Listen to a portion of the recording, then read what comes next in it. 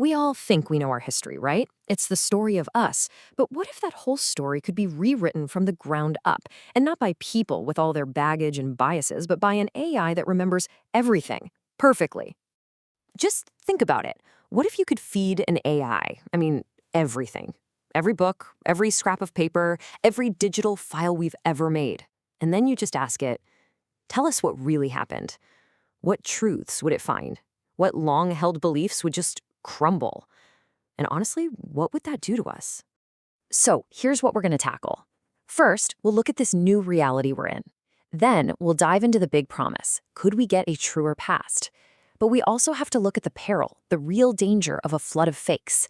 We'll get real about the biases baked into the machine, explore how we might move forward by working with AI, and finally wrap up with the big choice we all have to make about our future and our past. Okay, so let's set the stage. We've officially entered a whole new era. AI isn't just a fancy calculator for historians anymore. Nope, it's starting to act like a historian itself, piecing together our story in ways we could have only dreamed of. Forever. History has pretty much been written by the winners, right? It's been filtered through all sorts of biases, and frankly, it's limited by what people remembered to write down and what didn't get burned in a fire. Our story of the past is just riddled with gaps and blind spots.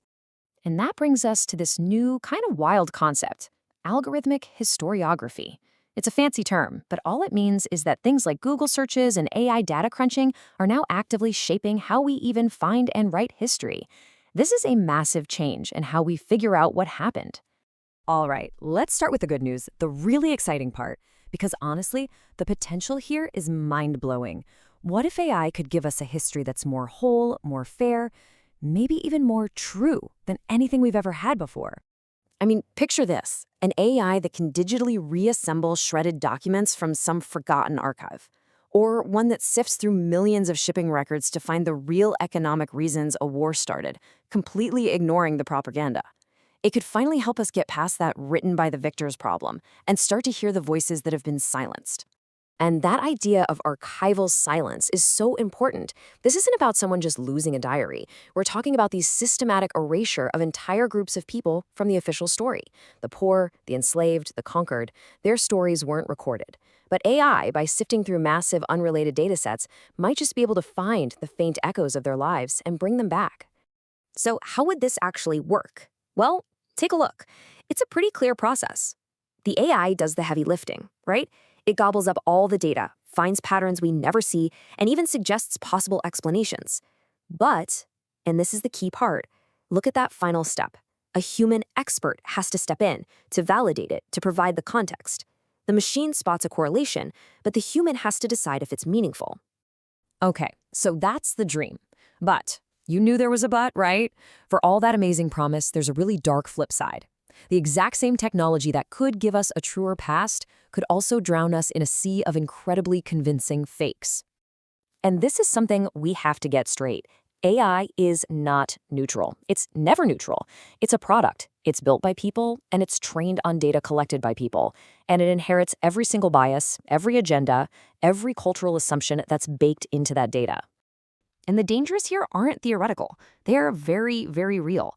You train an AI on biased history books? Guess what? You get an AI that's super biased. It can just make stuff up, plausible-sounding things that are completely false. We call those hallucinations.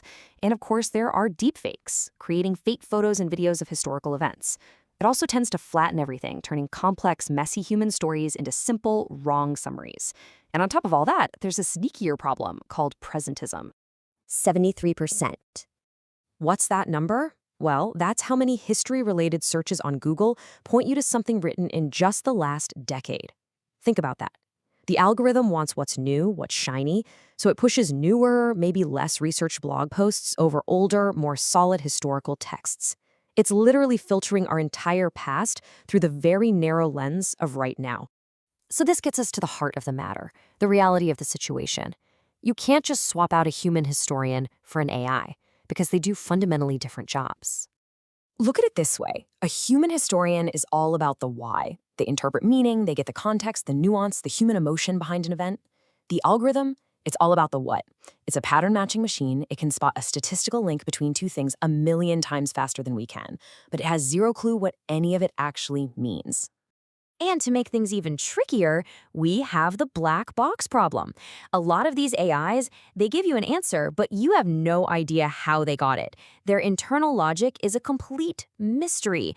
And for history, a field that's all about citing your sources and showing your work, that's a deal breaker, a huge problem. So, okay, it seems kind of grim, right? But it doesn't have to be. Where do we go from here? The answer isn't to pick a side, human versus machine.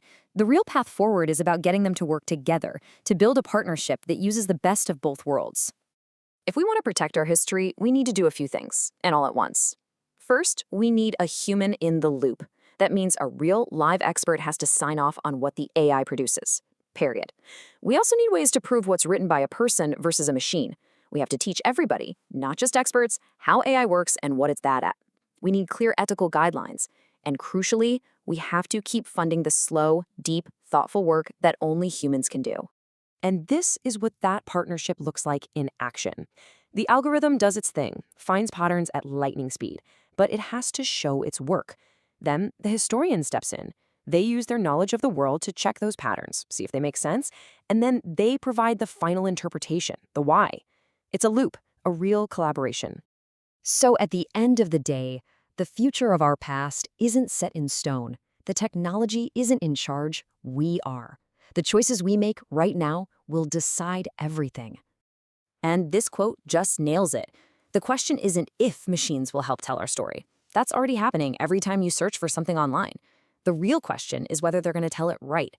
Our challenge is to make sure the story they help write is one that's accurate, that's fair, and that doesn't erase all the messy, complicated, beautiful parts of being human. Because let's not forget what we're actually talking about here. This isn't some dusty academic debate. History is who we are. It shapes our identity, our values, how we see the world. And whoever controls that story, whoever controls the past, they have a huge amount of power over the future. You know, the old saying is history is written by the victors. Well, in this new age, we have to update that. We have to ask a new, much more urgent question. Who's writing the algorithm? Who are we trusting with the keys to our past? That's the question we all need to